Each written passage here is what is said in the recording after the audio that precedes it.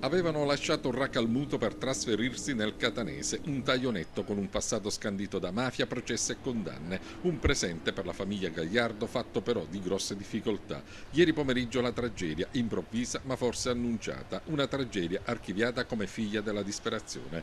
Protagonista Luigi Gagliardo, 38 anni, fratello del collaboratore di giustizia Ignazio, che ha rivelato ai magistrati il retroscena delle attività criminali delle cosche mafiose agrigentine. Colto da Raupitus, ha ucciso a coltellate gli anziani genitori Antonio Gagliardo e Rosa Moroso, poi si è suicidato col gas.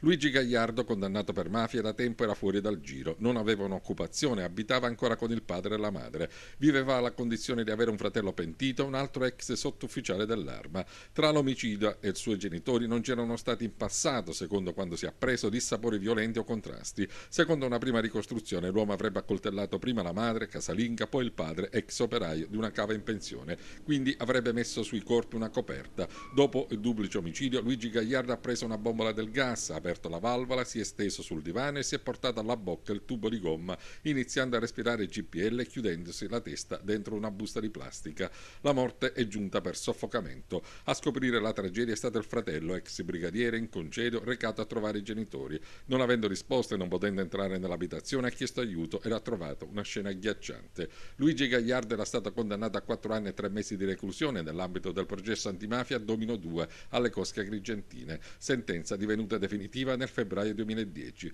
Nello stesso processo è stato condannato a 9 anni e 10 mesi di reclusione anche